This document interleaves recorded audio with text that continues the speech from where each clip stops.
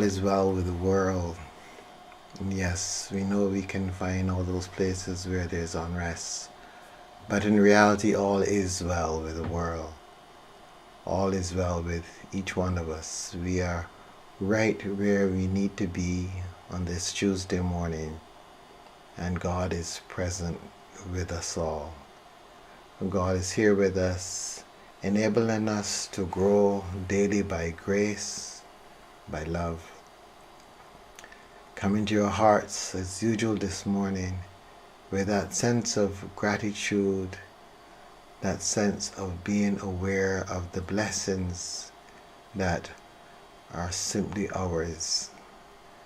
And that even in the midst of this season of Lent, when we seek to come away and deepen our encounter with the one that is within, even in this time, we know that all is well with the world, because everything is showing up just as it is intended to show up.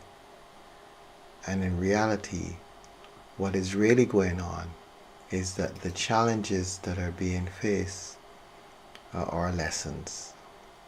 The places where we have chosen to grow.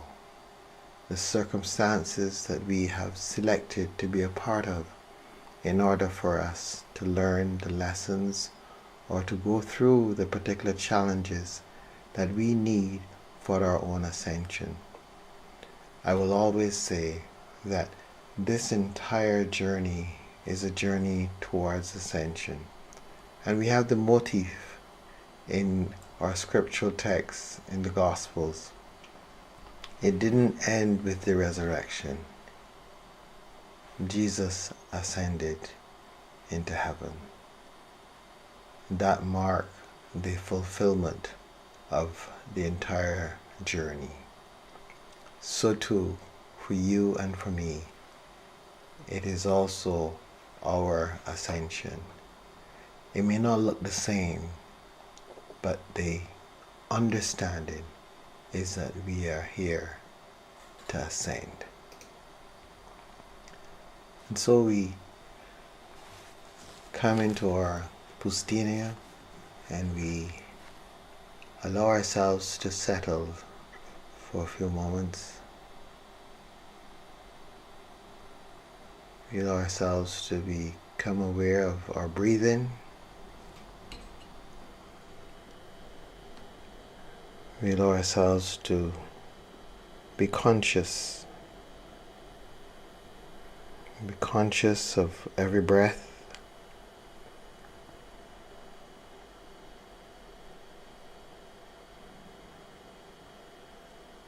And to allow that sense of stillness to come upon us. That sense of true inner peace,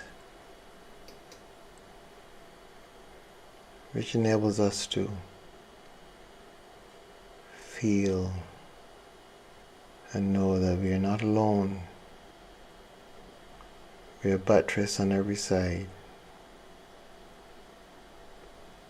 There are angels, the ascended ones, who are there with us, assisting us in this journey,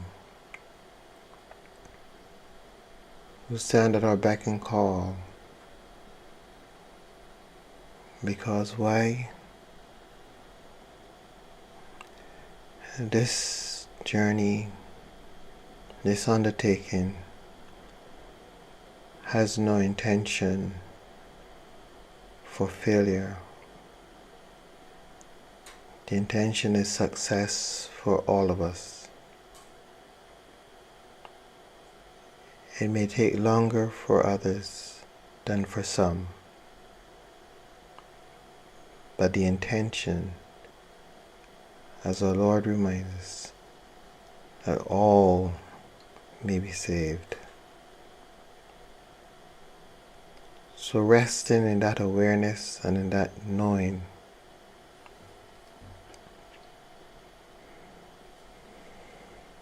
we allow that inner peace to fill us. as we let go of our concerns, our external concerns, and we just simply float in that peace, becoming aware that we are more than just this physical body, becoming aware of our ethereal selves, feeling for a moment the sense of flux, the sense of being able to be fluid,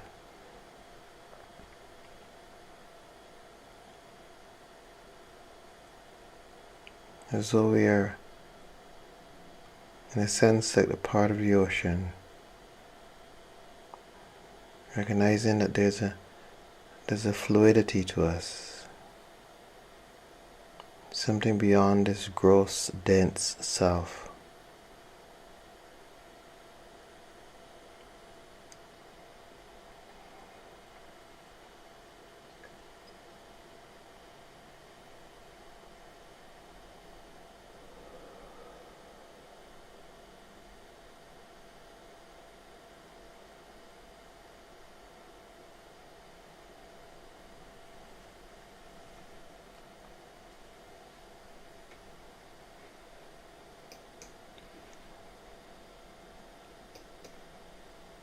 This place of openness,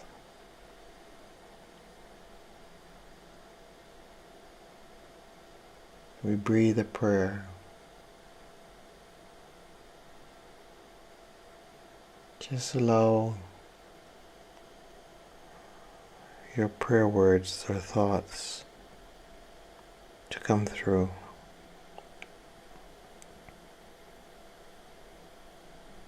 Whatever has just arisen in your heart, just let it expand and expand out into the universe. There's no need to make sentences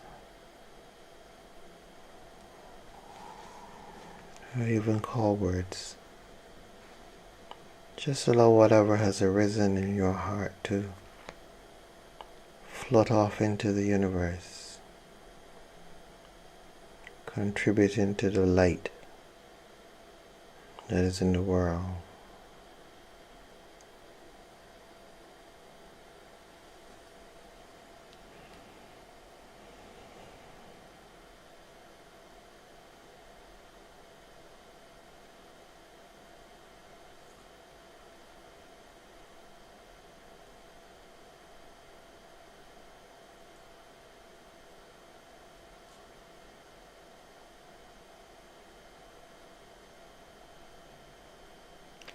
Jesus offers us some important words in the passage from Mark for today.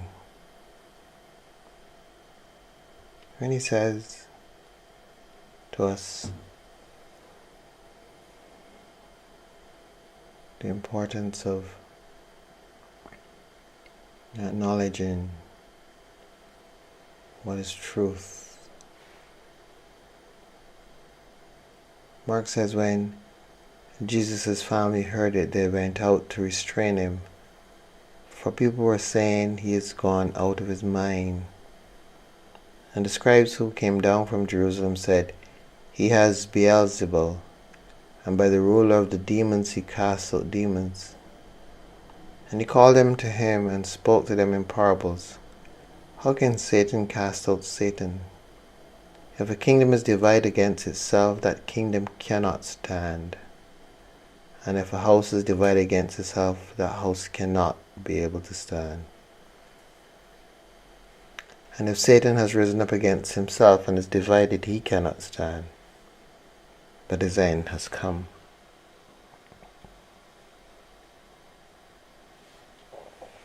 Here is the reading.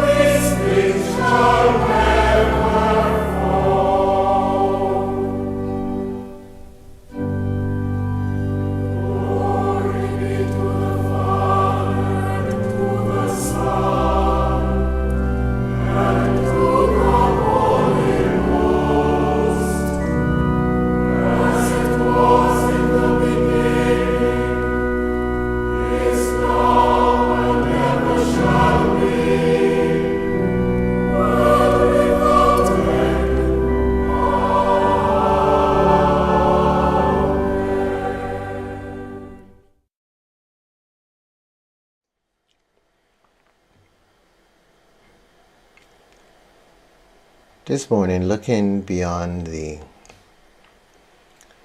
obvious words of the passage and going a little deeper into the narrative and the words of Jesus. A kingdom divided against itself cannot stand.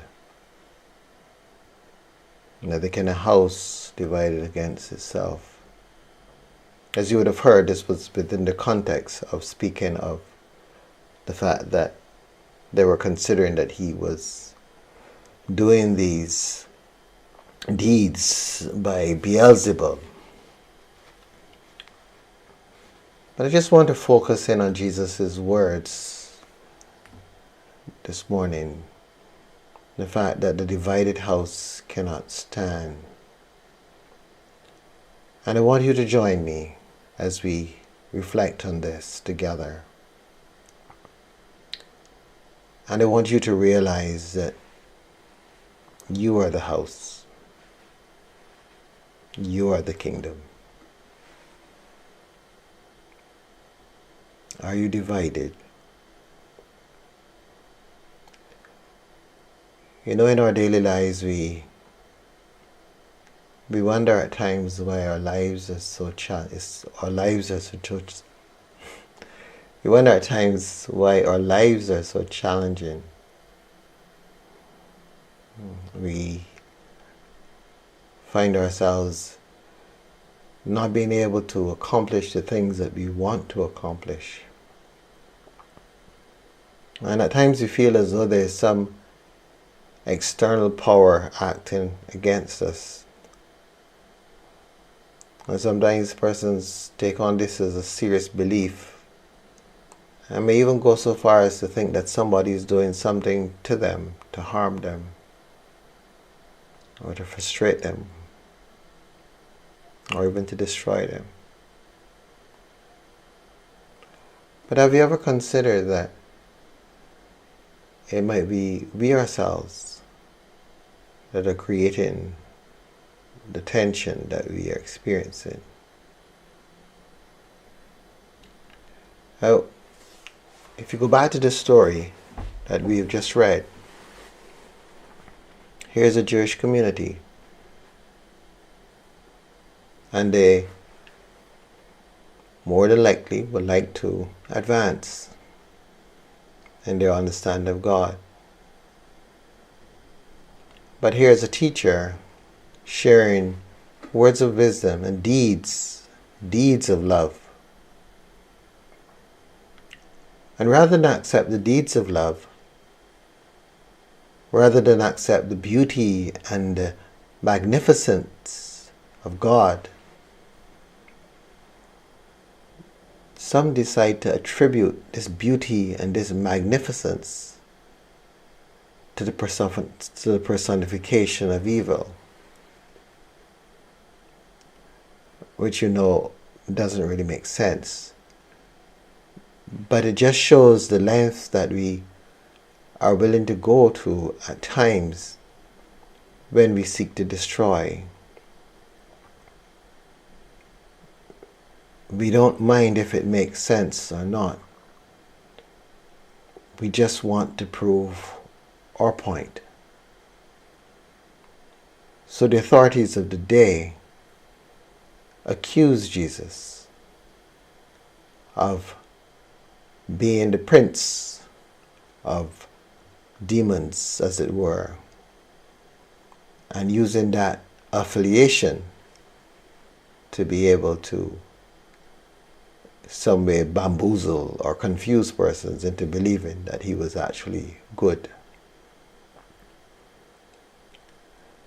I said earlier that it is something that we can reference to our own selves. That sense of the house divided against itself.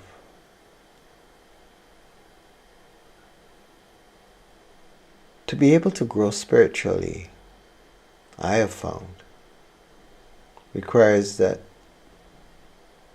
one is journeying with all one's being in one direction.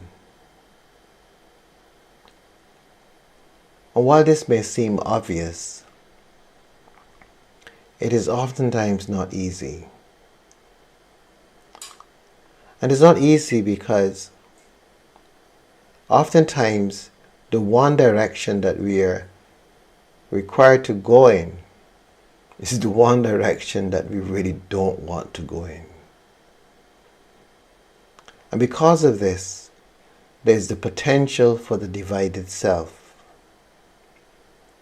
especially if that self is a matured self, a self that has learnt for many years how it should be in the world, what is important in the world, what gets you ahead in the world, what enables you to succeed in the world, what is valuable in the world.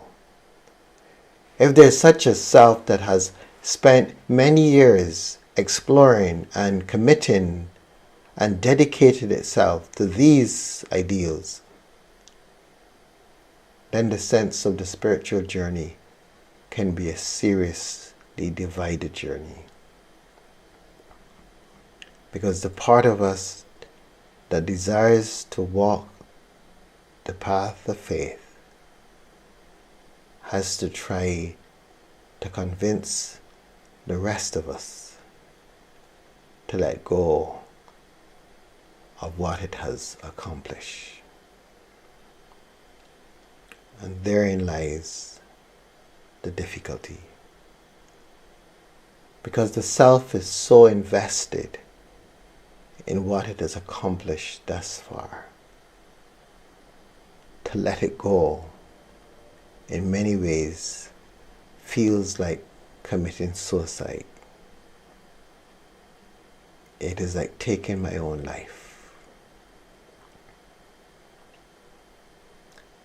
And hence, rather than do that, rather than let go, we hold on. And we try to spawn ourselves. We try to let some of ourselves go the way of the spiritual path, and some of ourselves to stay with the old understanding of the past. Therein lies the divided self. The self that cannot stand. The self that collapses. So Jesus warns us that we cannot be divided against ourselves. For in that way we accomplish nothing.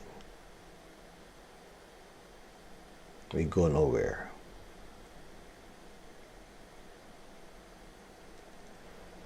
So the journey that we're all on is a journey that requires a united self. And the way to unite the self is to come to a place of peace in oneself, where one accepts the path that one must travel, where one acknowledges that there is much that I might have to release. But even more so, where one recognizes that that which I might be called to release is not me, but it is what I have amassed to myself. So even though it feels like a second skin, it is not a second skin. It can be released. It can be put down. It actually has no power over me other than that which I continue day by day to give it. So I can let it go. And I can be a united self. And I can stand. And in standing, I am able, by the grace of God, to journey forward and to accomplish that which God has in store for me. A kingdom divided against itself cannot stand. The Savior tells us this morning.